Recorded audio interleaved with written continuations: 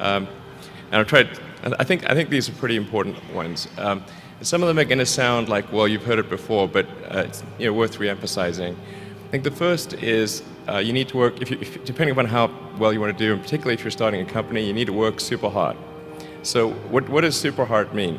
Well, when my brother and I were starting our first company, instead of getting an apartment, we just rented a small office and we slept on the couch.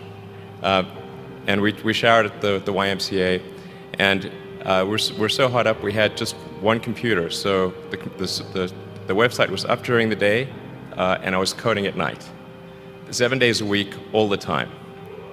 And I sort of briefly had a girlfriend in that period, and in order to be with me, she had to sleep in the office.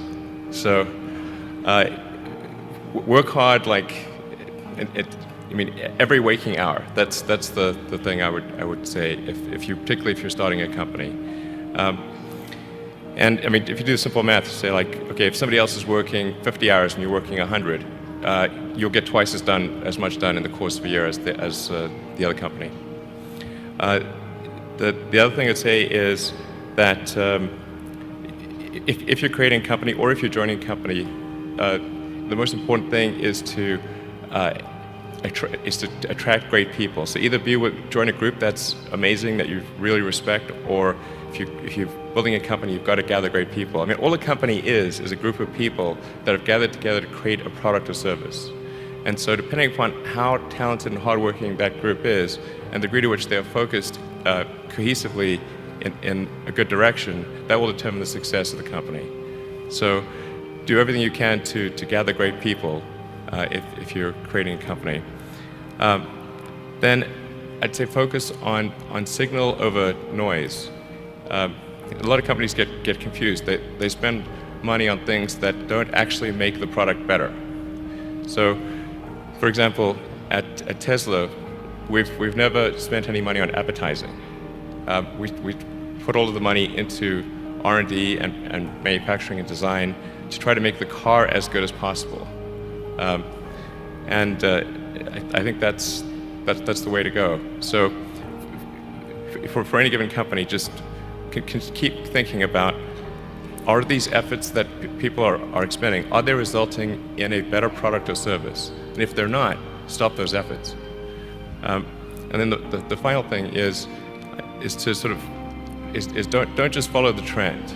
So you may have heard me say that it's good to think in terms of the physics approach of first principles, which is, rather than reasoning by analogy, you boil things down to the most fundamental truths you can imagine, and you reason up from there. And this is a good way to figure out if something really makes sense, or if it's just what everybody else is doing. It's hard to think that way. You can't think that way about everything. It takes a lot of effort. But if you're trying to do something new, it's the best way to think.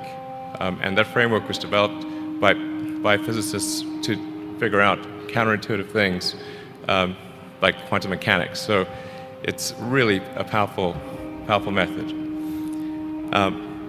Anyway, so that's, and then I think the final thing I would encourage you to do is, now is the time to take risk. You don't have, you don't have kids. As you get older, your obligations increase. So and once you have a family, you start taking risk not just for yourself, but for your family as well. It gets much harder to do things that might not work out. So now is the time to do that before you have those obligations. So I would encourage you to take risks now. Do something bold. You won't regret it. Thank you.